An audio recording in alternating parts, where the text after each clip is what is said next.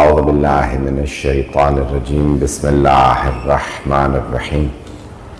الحمد لله الذي نظر قلوب العارفين بنور معرفته وأثبت فؤاد أنبيائه وأوليائه بقصص الأنبياء والمرسلين، وأكمل إيمان المسلمين والمؤمنين بولاية علي أمير المؤمنين عليه السلام.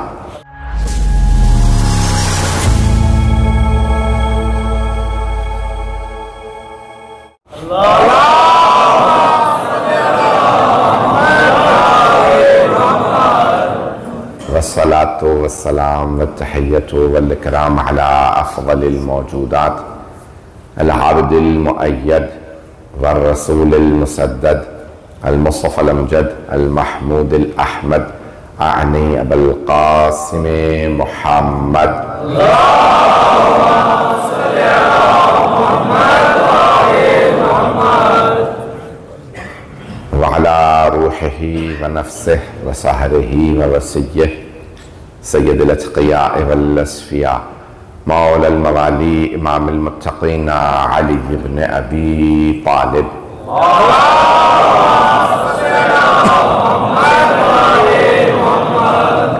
وعلى أوصيائه لا سيما بقية الله في الأرضين، روحي وأرواح العالمين لتراب مقدمه الفدا، واللعنة الدائمة على أعدائهم أجمعين من الآن إلى قيام يوم الدين. أما بعد، فقد قال الله الحكيم في كتابه الكريم: بسم الله الرحمن الرحيم. يا أيها الذين آمنوا اتقوا الله حق تقاته ولا تموتن إلا وأنتم مسلمون. صدق الله العلي العظيم.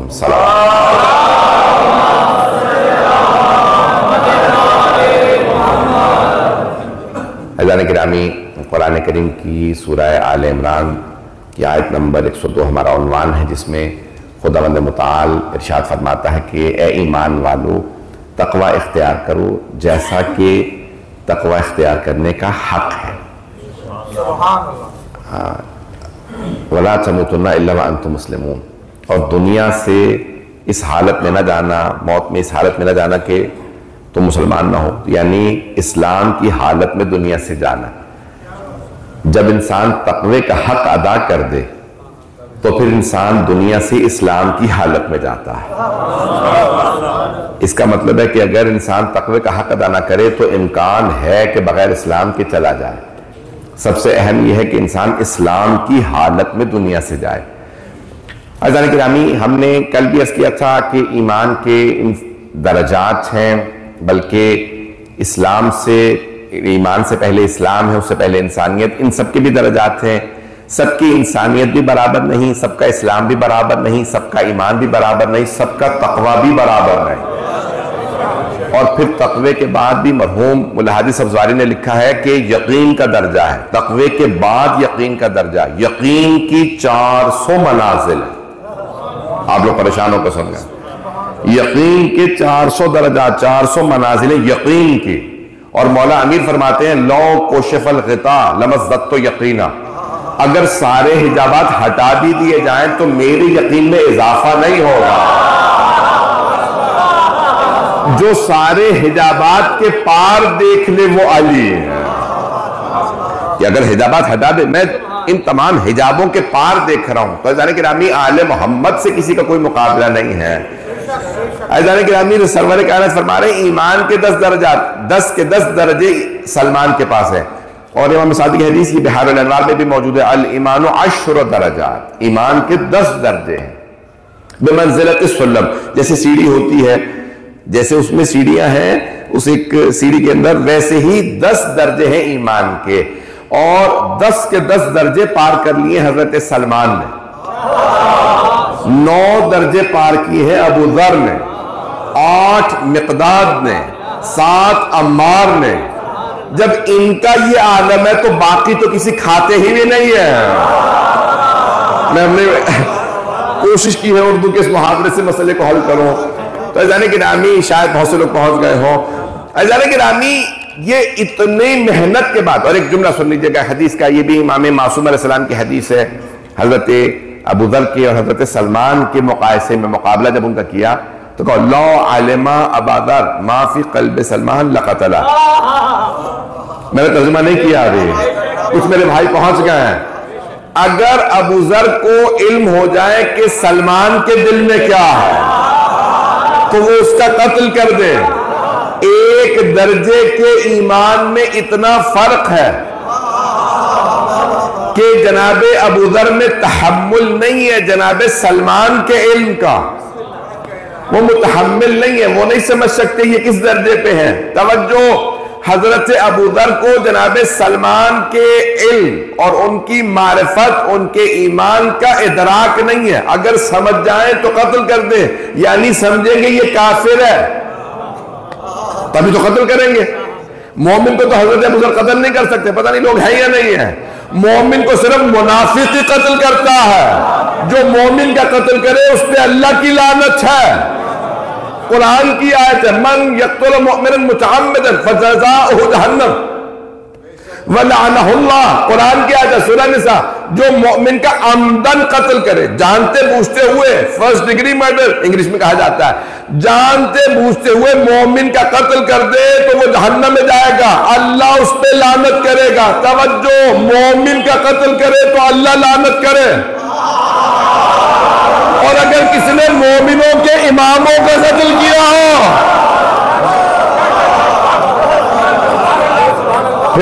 پھر ہم سے مسلمان سوال کرتے ہیں لعنت کیوں کرتے ہو؟ پتہ نہیں میری باتیں پہنچ رہی نہیں پہنچ رہی ہیں. میں یقول مؤمنا متعمدا، اگر کسی نے مؤمن کا قتل کیا تو اس پہ بھی اللہ کی لعنت ہے. پھر سوال کرتے ہیں کہ بھئی آپ لعنت کیوں کرتے ہیں؟ بھئی ائمہ علیہ السلام کے قاتلوں پہ اللہ کی لعنت ہے. جس پہ اللہ لعنت کر رہا ہے کیا اس پہ لعنت نہیں کرو گے؟ اذان گرامی سن لیجیے تو جو میرا موضوع حقا تقاتے، حقا تقاتے. تو اب یہ اتنے درجات ہیں. ایک جملہ صرف پیش کر کے آگے بڑھنا چاہتا ہوں. ایمان کے بھی درجات، تقوی کے درجات. میرا موضوع تقوی کے درجات ہے، ایمان کا ایک جملہ سن لیجئے. تو اب یہ اتنا فرق کیوں ہے جناب سلمان اور جناب ابو ذر میں؟ جناب سلمان کے پاس ایسی کون سی چیز ہے جو کسی صحابی کے پاس نہیں ہے؟ شاید میں نے ایام فاطمہ میں جملہ یہاں پڑھا تھا، کسی اور مقام پہ جملہ سن لیجئے. سارے صحابہ کو، جناب ابو ذر کو، جناب مقداد، جناب عمار کو رسول خدا کی معرفت تھی. اللہ کے بعد رسول خدا کی معرفت تھی. مولا علی کی معرفت تھی، مولا حسن کی معرفت تھی، مولا حسین علیہ السلام، ان سب کی معرفت تھی. لیکن جناب سلمان وہ تھے جو سیدہ کے گھر میں چکی پیستے تھے. انہیں وہ جناب سیدہ کی معرفت تھی جو کسی کو نہیں تھی. جو سیدہ کی معرفت رکھتا ہو وہی ایمان کے 10 درجے پار کرتا.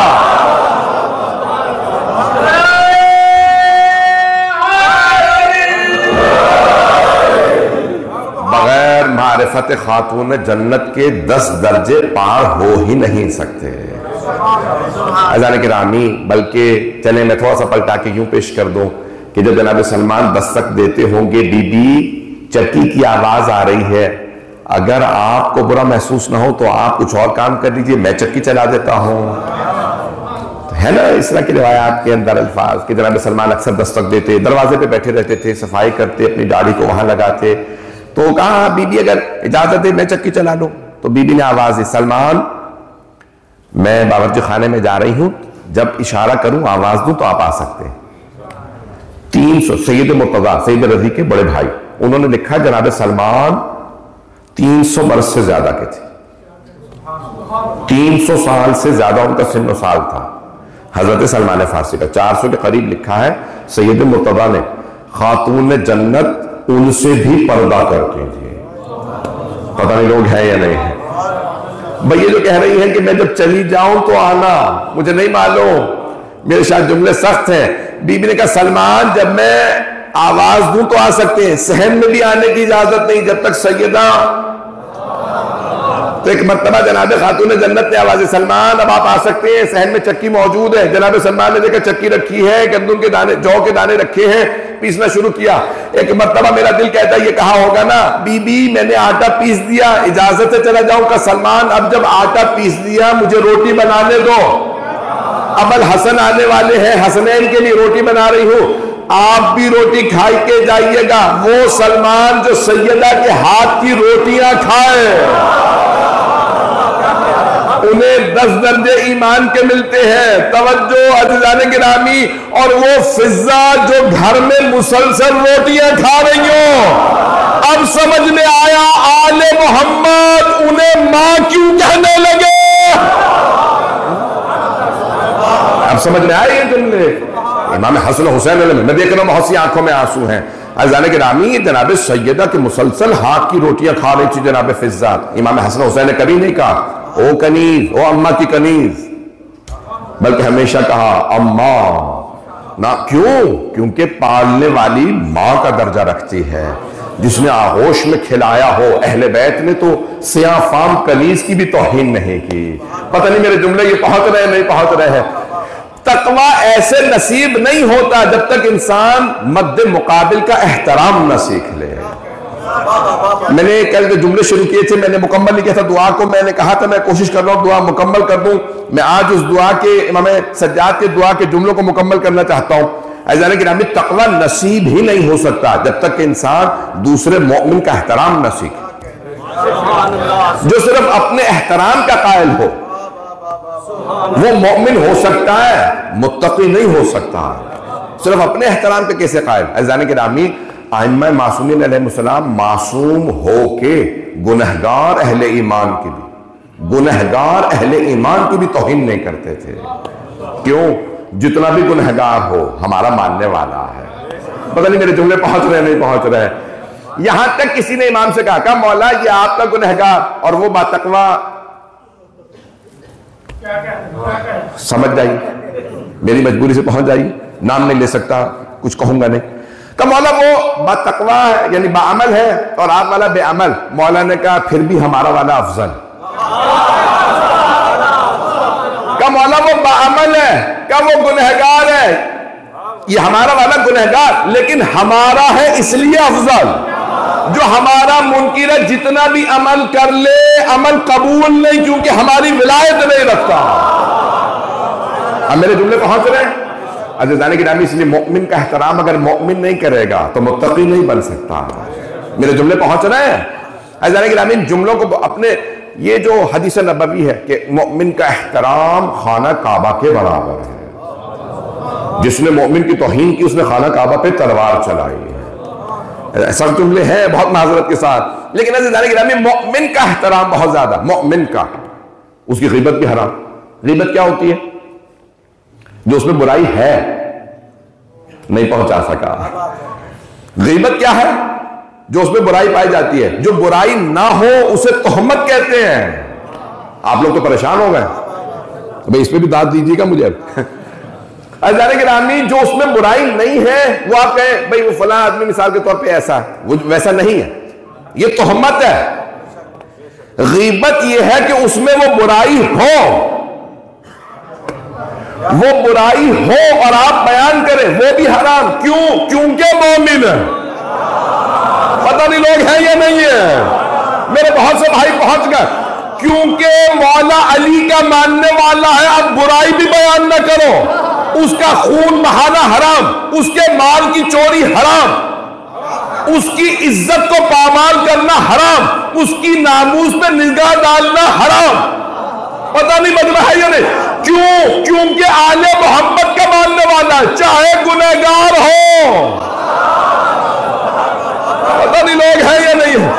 گنہگار ہو لیکن آل محمد کا ہے، اس کی برائی کرنا بھی حرام۔ اور اگر دوسرا، خدا کی قسم مسئلہ یہی ہے، روزے کے ساتھ ہوں، میں روزے کے ساتھ ہوں، آگے پیچھے نہیں کر سکتا کہ کوئی آدمی کہے شاید شیعوں کی فضیلت بیان کر رہے تھے، منکروں کی توہین کر دی۔ خدا کی قسم ایسا نہیں ہے، بہت ذمہ داری سے روزہ نہ بھی ہوتا منبر پہ ہوں، منبر پہ نہ بھی ہوتا علی رضا ہو۔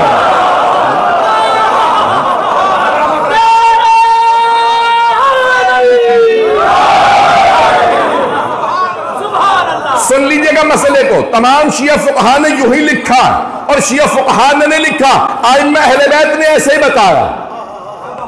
کہا وہ باعمل ہے مولا، یہ اس کی برائی کر رہا ہے، کہا کرنے دو، کہ مولا وہ باعمل آدمی ہے، کہ ہمارا منکر ہے، جتنا مرضی عبادت گزارو، فاسق ہے اگر آل محمد کو نہیں مانتا۔ اس کی غیبت نہیں ہے، غیبت مومن کی ہے چاہے بے عمل ہو۔ یہ لکھا یا نہیں لکھا؟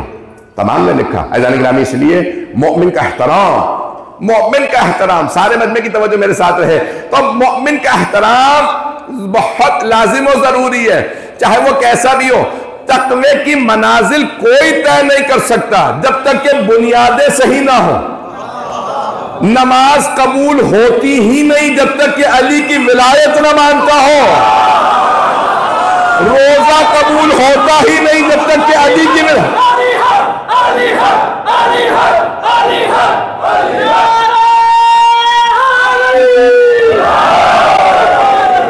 توجہ فرما رہے ہیں؟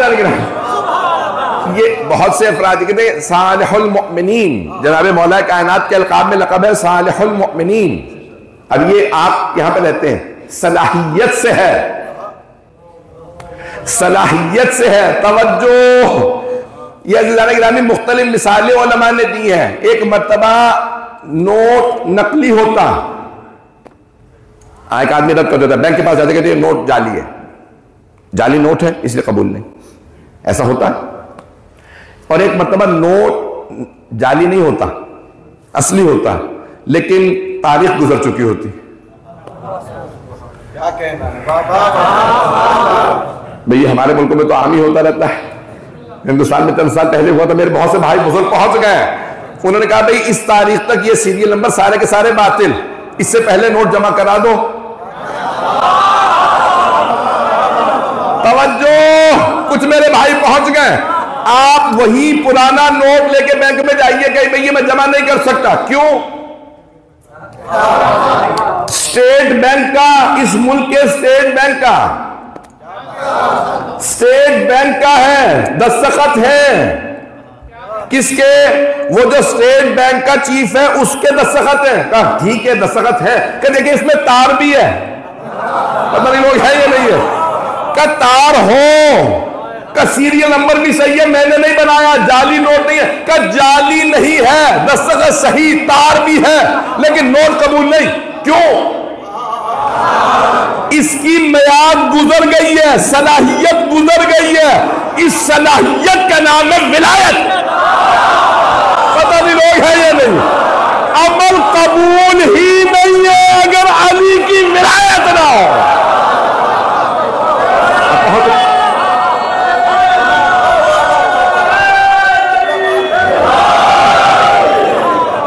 اب میری بات پہنچ رہی ہے ذہن گرامی؟ ولایت کے بغیر اعمال قبول ہی نہیں ہے، حبطت اعمال۔ عزیزان گرامی بہت آپ کی میں ممنون ہوں، جملے کو سن لیجئے، اللہ عادل ہے۔ توجہ، اللہ عادل ہے، ممکن ہی نہیں ہے کہ کوئی عمل کرے اللہ قبول نہ کرے۔ کوئی کہے میں نے نماز پڑھی تھی، اللہ کہہ رہا ہے قبول ہو ہی نہیں رہی تھی، یہ نہیں ہے کہ میں نے رد کر دی، ابھی بھی مجمع نہیں ہے۔ ایک آدمی بغیر وضو کے 100 رکعت پڑھ لے، قبول نہیں ہوگی۔ وضو نماز کے لیے شرط ہے، علی کی ولایت نماز کے لیے شرط ہے۔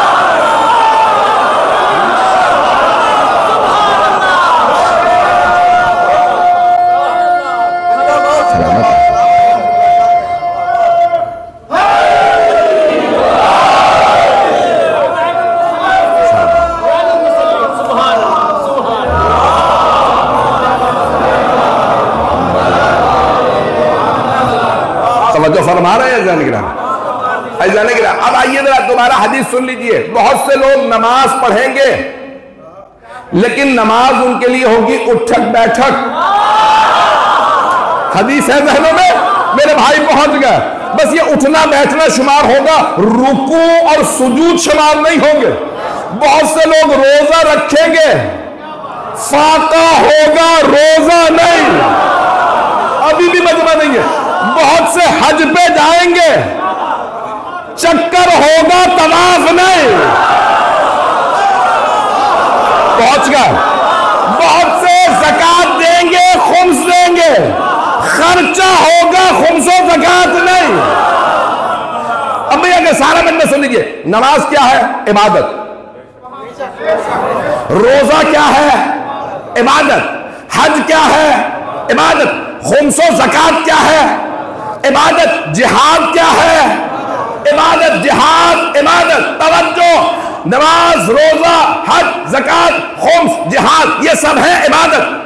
عبادت میں قصد قربت ضروری ہے۔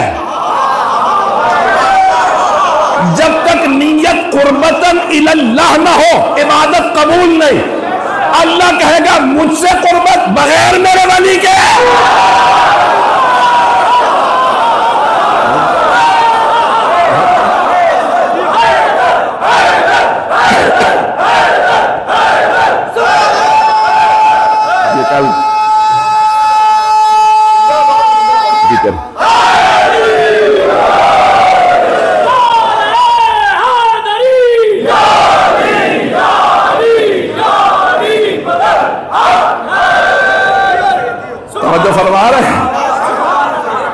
گرامی ایسا نہیں ہے کہ اللہ عادل ہے، میرے بھائی پہنچ گئے، اللہ عادل ہے، رد نہیں کرتا۔ توجہ، بھئی دعا کمیل پڑھی ہے، دعا کمیل کا جملہ ذہن میں پہنچا دو کہ تحبس الدعا، پروردگارا وہ گناہ معاف کر دے جو دعا کو محبوس کر دے۔ محبوس، آپ لوگ عرب ملک میں رہ رہے ہیں، جو جیل میں ہوتا ہے نا اسے کہتے ہیں محبوس، ایسا ہی ہے؟ دو چار کے علاوہ کوئی نہیں بول رہا، ایسے ہی ہے نا؟ حبس میں وہ کہتے ہیں کہاں میں محبوس ہے، جیل میں ہے کہ محبوس ہے، کہاں دعا؟ مولا دعا کیسے جیل میں جا سکتی؟ آپ کی زبان میں سکھاؤں، موٹے موٹے شیشے لگا دیجئے چاروں طرف ایک آدمی کی، اوپر سے بھی بند کر دیں، زمین پہ لگا دیں، اس کے بعد کہیں بول، چیختا رہے گا باہر آواز نہیں آئے گی، ایسے ہی ہے؟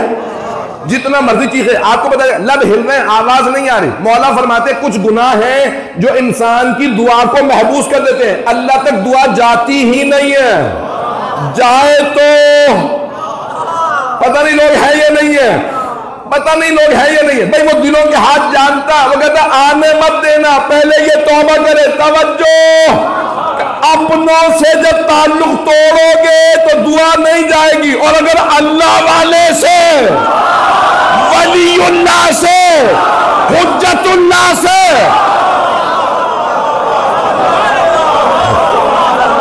ولی اللہ سے رشتہ توڑ کے دعائیں قبول کروا لو گے، حجت اللہ سے رشتہ توڑ کے دعائیں اعمال قبول کروا لو گے۔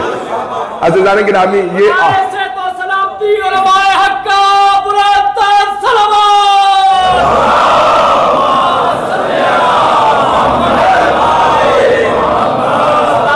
توجہ فرما رہے ہیں گا، یہ ولایت سارے اعمال کی قبولیت کے لیے شرط ہے۔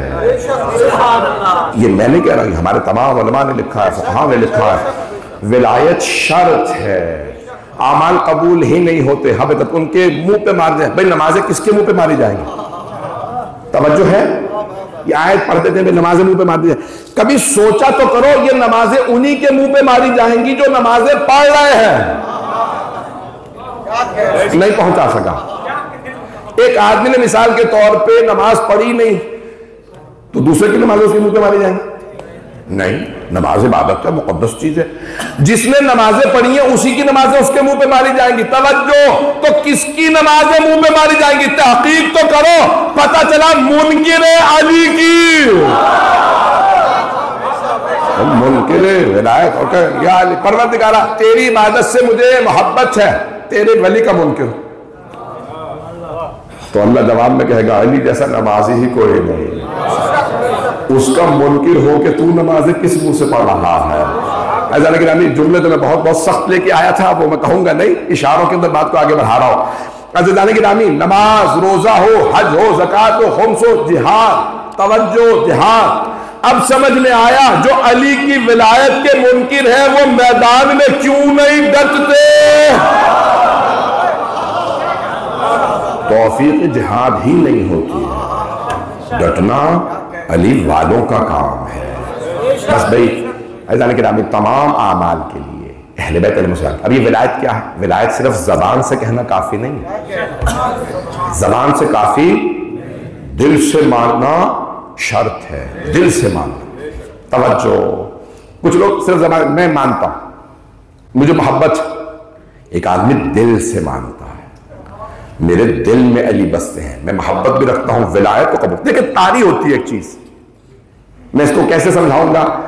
ولایت جسم پہ دل پہ طاری ہونے والی چیز کا نام ہے، زبان سے کہنے والی چیز کا نام نہیں ہے. توجہ. سارے مجمع کی توجہ میرے ساتھ رہے. میرے کچھ بھائی پہنچ چکے ہیں، میں سارے مجمع کی توجہ چاہتا ہوں. تو بہت سے افراد میں نے دل سے مان لی، میں نے زبان سے مان لیا. یہ دیکھیں آپ کیمرے لگے ہیں آج کل. جو برادر ابھی مجھے نظر نہیں آ رہے، رات مجھے پہنچا رہے تھے تو 2 بج گئے تھے. ابھی بھی تاخیر میری وجہ سے نہیں ہوئی ہے. تو 2 بج گئے تھے تو انہوں نے کار نکال دی. پھر خود ہی کہنے لگے اوہو ٹکٹ آ جائے گا. کیوں؟ کہ کیمرہ لگا ہوا، سرخ ہونے والی تھی لیکن بچ گئے. یعنی مولانا بس 1 سیکنڈ سے ہم بچے ہیں. میں نے کتنا جرمانہ آتا ہے؟ ان کا 50 دن آ رہا ہے. یہ ہے وہ ہے، کیمرے لگے ہوئے ہیں. یہ آج کل بہت زیادہ. اب کیا ہے؟ وہ کیمرہ طاری ہے. میں نے کبھی فائن نہیں دیکھا، اس لیے مجھے صرف پتا ہے. توجہ. آپ میں سے جس کو فائن ہو چکا اسے پتا ہے، پتہ نہیں لوگ ہیں یا نہیں ہے، اس پہ طاری ہے. توجہ. جو ڈرائیونگ کرتا ہے اسے پتا ہے اس کیمرے سے. عزیزان گرامی، ولایت زبانی چیز کا نام نہیں، دل والی چیز کا نام ہے. پتہ نہیں لوگ ہیں یا نہیں ہے. کوئی زبان سے نہ کہے علی ولی اللہ، دل سے مانو. دل پہ نقش ہونا چاہیے علی کا نام. میرے جملے پہنچ رہے نہیں پہنچ رہا ہے؟ عزیزان گرامی، دل پہ نقش ہو ہر انسان کے. اگر نقش ہے مولا کا نام تو اس کا مطلب ہے آپ ولایت کے ماننے والے. عزیزان گرامی، دلوں پہ، آنکھوں پہ، ہمارے ذہن پہ، ہمارے ہر چیز مقروض محسوس ہو امیر المومنین. یہ انسان محسوس کرے. اور جتنی زیادہ یہ ولایت طاری ہوگی اتنے ہی زیادہ اعمال آثار بتائیں گے یہ علی والا ہے. یقین مانیے کہ بعض اوقات کہیں آپ سفر بھی کر رہے ہو نا تو بعض افراد کو دیکھنے کے بعد کہتے ہیں یہ لگتا ہے علی والا ہے. چہرے بتاتے ہیں علی والا، اور پتہ نہیں لوگ ہیں یا نہیں ہے. عزیزان گرامی، چہرے، زبان، کردار، اعمال، یہ سب چیزیں بتاتی ہیں، گواہی دیتی ہیں یہ علی والا. ولایت عام چیز نہیں ہے. یہاں تک خدا کی قسم روایت ہے، اصول کافی اور عجیب و غریب الفاظ ہیں کہ تمام کی تمام چیزیں مولا امیر کے ماننے والوں کے لیے استغفار کرتی ہیں. حتی الحیتان، جتنے سمندروں کے اندر مچھلیاں اور مخلوقات ہیں وہ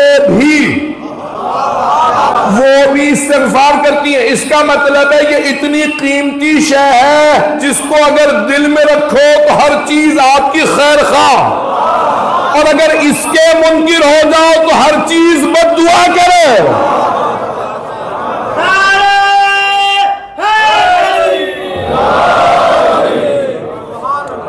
عزیزان گرامی،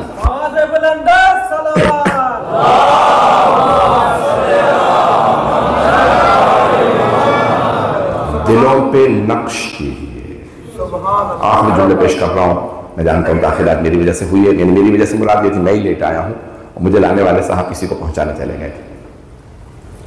عزیزان گرامی، 5 سے 7 منٹ 10 منٹ کی زیادہ زحمت دوں گا کہ یہ ولایت آنکھوں، دل پہ، ہر انسان کے جسم کے حصے پہ نقش ہونے چاہیے. لوگ محسوس کریں یہ علی والے ہیں. آپ کے کردار سے بھی محسوس کریں یہ علی والے ہیں. آپ کی زبان، آپ نے زبان دے دی کہ یہ علی والا ہے، یہ نہیں پھرے گا. یہ کہہ کے جا رہا ہے میں آؤں گا، یہ وعدہ کر کے جا رہا ہے. عزیزان گرامی، ہر چیز سے محسوس ہو علی والا اور ہوتا ہے. اوروں میں اور علی والے میں فرق ہے. عزیزان گرامی، آپ کے کردار سے، آپ کے اخلاق سے مولا امیر کی ولایت ہر جگہ چھلکی. اور جتنی زیادہ ولایت کا عقیدہ مضبوط ہوگا اتنا ہی آپ کا کردار بلند ہوگا، اتنا ہی آپ کا ایمان بلند ہوگا، اتنا آپ کا یقین مضبوط ہوگا. ہر چیز پہ اثر پڑے گا امیر المومنین کی ولایت. یہاں تک مرحوم آغائے سید حسن قمی کے جملے ہیں جب خوئی کے بیٹوں نے اور تمام نے مشہد مقدس میں ان سے جا کے کہا کہ کوئی جناب مولا امیر کی میرے خیال میں 18 ذی الحج تھی یا 13 رجب، دونوں میں سے ایک تاریخ تھی، تو ان سے کہا کہ آقا ویڈیو بن رہی ہے، ایک پیغام دے دیجئے. بزرگ تھے انتقال سے پہلے ان کے. آخری جملے پیش کر رہا ہوں اس سے پہلے کہ میں مسائل پڑھوں. ان سے کہا آقا کوئی پیغام دے دیجئے. تو میرے پاس وہ ویڈیو موجود ہے. مرحوم نے بس ایک جملہ کہا، مرحوم سید حسن قمی نے، کہنے لگے ہم اس علی کی ولایت کا کیا دم بھریں گے جس کے لیے انبیاء حضرت ابراہیم جیسے نبی نے کہا پروردگارا روز قیامت مجھے علی کے شیعوں میں اٹھا. میں جب یہ جملے تنہائی میں سوچتا ہوں روتا ہوں کہ کتنے خوش قسمت ہیں ہم کہ دنیا ہمیں کہتی ہے یہ علی والے ہیں. ایسا ہی ہے، آپ کہیں چلے جائیے ہر آدمی کہتا ہے یہ علی والے ہیں. یہ ہماری خوش قسمتی ہے. ہم جیسے بھی گنہگار ہوں مولا ہم آپ سے منسوب ہیں. ایسا ہی دنیا میں کہیں چلے جائیں لوگ کہتے ہیں یہ علی والے ہیں. ہر آدمی گواہی دیتا ہے پروردگارا ہمارے گناہوں کو نہ دیکھ، اس نسبت کو دیکھ جو ہمیں تیرے ولی سے، ہمیں تیرے علی سے نسبت ہے. بھئی اور اس سے زیادہ تو نہیں میں کھل کے پڑھ سکتا. پروردگارا اس نسبت کے عنوان سے اس مہینے میں ہم پہ رحم فرما. آئیں بھائی، چاہنے والے بہت سے تھے. ایک چاہنے والی ہستی مولا امیر کی جنہوں نے تمام خلفاء سے سختیاں دیکھی، جناب ابو بکر. آپ کو پتا تمام خلفاء نے انہیں وہ سزائیں دی ہیں. کیوں؟ جہاں کھڑے ہوتے تھے کہتے تھے میں نے اپنی آنکھوں سے دیکھا، کانوں سے سنا، پیغمبر نے علی کے ہاتھ کو پکڑ کے کہا من کو فہذا علی. تو کیا کیا پہلے خلیفہ نے؟ ابو ذر حدیث بیان کرنے پہ پابندی ہے. اگر آپ حدیث بیان کریں گے سزا ملے گی. دوسرے خلیفہ نے سزائیں دی. تیسرے خلیفہ نے ملک بدر کر دیا، شام بھیج دیا. آپ کے ذہنوں میں ہے، میں پہلے پڑھ چکا ہوں، مجھے وہ سب دہرانا نہیں. شام سے واپس آئے حضرت ابو ذر بزرگ تھے، جوان نہیں تھے. ان کی ٹانگوں کو باندھا شام والے نے، یزید کے باپ نے، اونٹ کی پشت پہ باندھ دیا بغیر پالان کے. اونٹ کی کھال سخت ہوتی ہے، ان کی ساری ٹانگیں زخموں میں مبتلا ہو گئی. جب مدینے پہنچے تو کھڑے نہیں ہو سکتے تھے حضرت ابو ذر. جیسے ہی پہنچے مدینے تو دیکھا ظلم ہو رہا ہے، فوراً کھڑے ہو گئے. کہ یہ سنت نبوی نہیں ہے. قاضی نے فوراً گرفتار کیا. کہا تم اعتراض کرنے والے کون؟ میں انا صاحب رسول اللہ، میں صحابی رسول ہوں. کہ تمہیں نہیں معلوم؟ ہمیں خلیفہ نے قاضی بنایا. کہ مجھے خلیفہ کی پرواہ نہیں، میں رسول خدا کی سیرت پہ عمل بتا رہا ہوں. اسی وقت گرفتار کر لو. ابو ذر تو گرفتار کیا، لیا. خلیفہ نے کہا ابو ذر تم واپس آ گئے؟ کہا آیا نہیں، مجھے واپس بھیجا گیا. ابو ذر کیا بات ہے؟ کہ یہ آپ پہ اعتراض کر رہے ہیں اور یہ کہتے ہیں کہ میرا فیصلہ غلط ہے. ابو ذر معلوم نہیں یہ قاضی ہم نے نصب کیا؟ کہ مجھے پرواہ نہیں ہے قاضی کس نے نصب کیا، مجھے معلوم ہے رسول خدا نے کیا فرمایا تھا.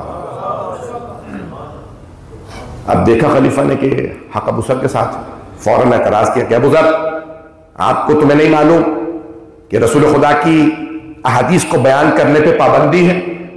کہ میں ایسی پابندیوں کو نہیں مانتا جو دین کے خلاف ہے. بھائی دو جملے تمام ہو گیا، وقت تمام ہو گیا. جناب ابو ذر نے حدیث پڑھی آج جس پہ پاکستان میں اعتراض کیا جا رہا ہے. اس حدیث کو نہیں بیان کر سکتے. کہ رسول خدا صلی اللہ علیہ وسلم نے فرمایا تھا ابو ذر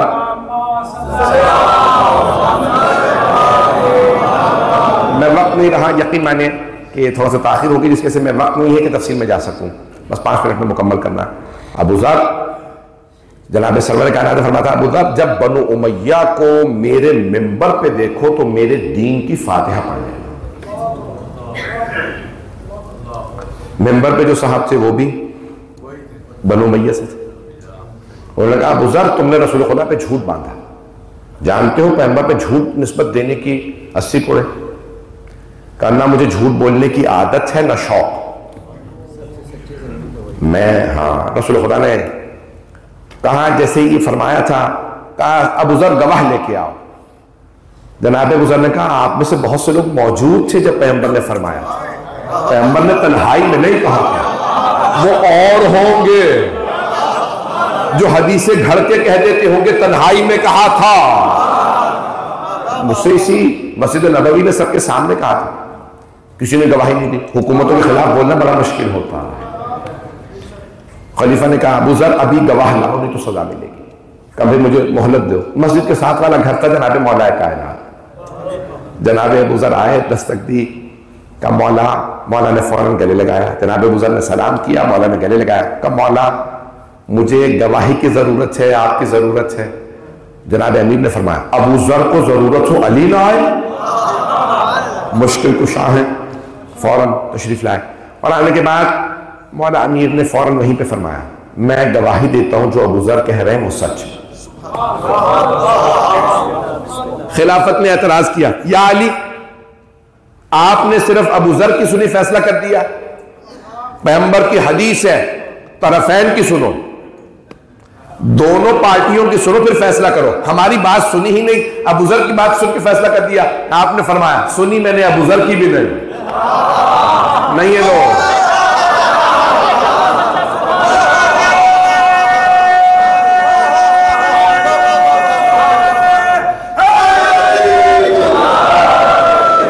سنی میں نے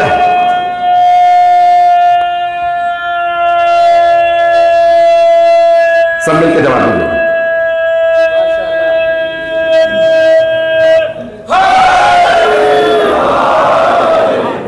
سنی میں نے ابو ذر کی بھی نہیں. کبھی فیصلہ ابو ذر کے حق میں کیسے کیا؟ کہا میں نے سچے نبی کی سچی حدیث سنی ہے. صادق نبی نے فرمایا تھا نہ آسمان نے سایہ کیا نہ زمین نے اٹھایا، اتنا سچا جتنا کہ ابو ذر غفاری. ہم اہل بیت کے بعد کہ میں نے پیغمبر کی حدیث کو سنا ہے. ابو ذر سچے. کہ ابو ذر آج جا سکتے ہو، تم گواہ لے آئے، لیکن آئندہ محتاط رہنا، میں سزا دوں گا. اور سزا ملی. انہیں ملک بدل کر دیا گیا. ربضہ بھیجا گیا. وقت نہیں تفصیل کا، بس دو جملے پیش کرنا چاہتا ہوں. جناب ابو ذر جب جا رہے تھے تو مولا امیر ان سے ملے آئے. تیسری خلافت نے کرفیو لگایا. اسلام میں سب سے پہلے کرفیو لگایا کس نے؟ کرفیو سمجھتے ہیں؟ کوئی گھر سے نہیں نکل سکتا. تیسرے خلیفہ نے کہ خبردار کوئی ابو ذر سے ملنے آئے گا تو اس کو سزا ملے گی، خبردار کوئی ملنے نہ آئے. مولا علی ان حالات میں بھی آئے. جب آئے تو حضرت عقیل نے کہا یا علی میں بھی ساتھ چلوں گا. حضرت عبداللہ بن جعفر طیار آپ کے بھتیجے نے کہا مولا چچا جان میں بھی ساتھ چلوں گا. امام حسن حسین نے کہا بابا ہم بھی چلیں گے. سب آئے. جب آئے تو جناب امیر نے حضرت ابو ذر کو گلے لگایا. جناب ابو ذر اونچی اونچی رونے لگے. مولا نے پیار کیا اور نہج البلاغہ میں خطبہ موجود ہے. نہج البلاغہ میں خطبہ ہے. ابو ذر آپ نے حق کی خاطر آواز بلند کی. حق آپ کے ساتھ ہے کیونکہ آپ نے ہمارا ساتھ دیا، ہماری خاطر نہیں، اللہ کی خاطر، حق کی خاطر ہمارا ساتھ دیا. ابو ذر ان قریب آپ رسول خدا کے ساتھ جنت میں چلے جائیں گے. ابو ذر زیادہ پریشان نہ ہو، آپ کی پریشانی دور ہونے والی ہے.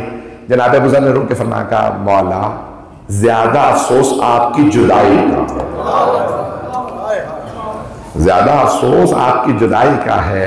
مسائب تو آتے جاتے رہتے ہیں. بس بھائی جب ربضہ نے ان کا جوان بیٹا زر، جس کی وجہ سے نام ابو ذر، کنیت تھی نا ابو ذر، نام تھا جندب، زر کا انتقال ہوا. حضرت ابو ذر نے خود دفنایا. جوان بیٹے کو دفنانے کے لیے، لاشا اٹھانے کے لیے کسی حسین کا کلیجہ چاہیے. جناب ابو ذر نے دفنایا. رونے لگے کا پروردگارا جوان بیٹے کی موت برداشت نہیں ہو رہی. جناب ابو ذر کی زوجہ ہر روز قبر پہ بیٹھ کے کہتی زر جانے کے دن ہمارے تھے، بیٹا آپ چلے گئے. بہت روتی. چند دن میں جناب ابو ذر کی زوجہ کا انتقال ہو گیا. اب پتہ چلا کسی جوان بیٹے کی موت برداشت کرنے کے لیے لیلا کا دل چاہیے، حضرت لیلا جیسا کلیجہ چاہیے، حضرت زینب جیسا دل چاہیے. ان بیویوں کی عظمتوں پہ سلام ہو. بس بھئی 2 منٹ ہے میرے پاس، وقت تمام ہو چکا. جناب ابو ذر نے زوجہ کو دفنایا. چند دن گزرے تھے خود بھی بیمار ہو گئے. جناب ابو ذر کی ایک بیٹی تھی. بیٹی نے ایک مرتبہ کہا بابا یہ کیا حالت بنا رکھی ہے، بابا آپ بیمار ہو گئے ہیں، یہاں پانی نہیں ہے. کہا بیٹی آؤ میں تمہیں مدینے پہنچا دیتا ہوں، اگر دیکھ سکے تو میرے دیکھے گا۔ جناب ابو ذر نے بیٹی کی انگلی پکڑی، کچھ دور چلے، گر گئے۔ جیسے گرے بیٹی نے کہا بابا میں بیٹی ہوں، میں آپ کو غسل و کفن نہیں دے پاؤں گی، بابا کچھ ہمت کیجئے۔ جناب ابو ذر نے آنکھیں کھولی اور ایک مرتبہ رو کے کہا بیٹی پریشان ہونے کی ضرورت نہیں، مجھ سے سچے نبی نے سچا وعدہ کیا، ابو ذر کوفے کے بہترین مومنین آپ کو دفنائیں گے، بیٹی بس ایک کوشش کیجئے گا، جہاں سے قافلے گزرتے ہیں نا وہاں راستے میں بیٹھ جائیے گا، جب قافلے والے آئیں نا رو کے کہیے گا او قافلے والو یہاں صحابی رسول کا جنازہ پڑا، بے گور و کفن ہے، کسی نے غسل نہیں دیا، کسی نے کفن نہیں دیا، کسی نے نہیں دفنایا، بیٹی وہ مجھے دفنا دیں گے۔ میرے تو دیکھیے گا، آپ جانتے ہیں نا بیٹیوں سے باپ کا مرنا برداشت نہیں ہوتا، خدا کسی بیٹی کو مرتا باپ نہ دکھائے۔ ایک مرتبہ جناب ابو ذر نے آنکھیں بند کی، جناب ابو ذر کی بیٹی بلند آواز سے رونے لگی، ہائے میں یتیم ہو گئی۔ میرے طرف دیکھے گا، روتے روتے جناب ابو ذر کی بیٹی نے ایک رومال نکالا، رومال کھولا، باپ کے چہرے پہ رکھ دیا۔ جانتے ہیں کیوں؟ دھوپ کی شدت تھی، میرے باپ کے چہرے پہ دھوپ نہ پڑے، رومال رکھا، روتی ہوئی اٹھی، قافلے کے راستے میں بیٹھ گئی، بیٹھی رو رہی تھی، ہائے میں یتیم ہوں۔ اتنے میں دیکھا قافلہ آ رہا ہے، جناب ابو ذر کی بیٹی اٹھی اور کہا قافلے والوں رک جاؤ، یہاں قریب میں صحابی رسول کا جنازہ پڑا ہے۔ جانتے ہیں قافلے سے کون اترا؟ حضرت مالک اشتر، حضرت عبداللہ ابن مسعود، بڑے بڑے جلیل القدر سب اترے۔ کہا بیٹی کون ہے آپ؟ کس صحابی کا جنازہ پڑا؟ بیٹی نے آنسو صاف کیے، کہا صحابی رسول ابو ذر غفاری۔ سارے رونے لگے، ارے صحابی رسول کا جنازہ بے گور و کفن پڑا ہے۔ سب میں لڑائی ہونے لگی، ایک کہتا تھا میں غسل دوں گا، دوسرے کہتا تھا مجھے غسل دینے دو، تیسرے نے کہا میں غسل دوں گا، کہا مل کے غسل دیتے ہیں۔ پھر کہا کفن کون؟ کہا ابو ذر کے کفن کے پیسے مالک اشتر کو دو، ان سے کفن خرید لو۔ میں ہاتھ جوڑ کے کہوں گا اس بچی کو ہٹائیں، ایک اور چھوٹی سی بی بی کھڑی ہے، رو رو کے کہہ رہی ہے او مسلمانوں، صحابی رسول نہیں نواسہ رسول کا جنازہ پڑا ہے، لاشا پامال، کوئی دفنانے والا نہیں، بچی کا نام سکینہ۔ الا لعنت اللہ علی القوم الظالمین وَسَيَعْلَمُ الَّذِينَ ظَلَمُوا أَيَّ مُنْقَلِبٍ يَنْقَلِبُونَ۔ بس بھئی آج دعا کا وقت نہیں ہے، ہاتھوں کو بلند کیجئے گا، مختصر سی دعا۔ پروردگارا مولا حسین کے اس لاشے کا واسطہ جو 3 دن تک کربلا کی تپتی ریت پہ پڑا رہا، امام زمانہ فرماتے ہیں میرا سلام میرے جد حسین پہ جن کا کفن خاک کربلا بن گئی۔ پروردگارہ اس لاشے کا واسطہ سب پہ رحم فرما، فلسطین کے مسلمانوں پہ رحم فرما، عراق و شام کے مسلمانوں پہ رحم فرما۔ پروردگارہ امام زمانہ کے ظہور میں تعجیل فرما، بے روزگاروں کے روزگار میں برکت عنایت فرما۔ پروردگارہ سب کے رزق و روزگار میں برکت عنایت فرما، پریشان حالوں کی پریشانیاں دور فرما، جو ہاتھ بلند ہیں کسی کو رد نہ فرما۔ ربنا تقبل منا انك انت السميع العليم بحق محمد وآلہ الطیبین الطاہرین المعصومین۔ ایک سورہ فاتحہ کی نظر خاص حاضرین پہ تمام امید کے لیے، خاص طور سے جن حدیثات کی ان کے بارے میں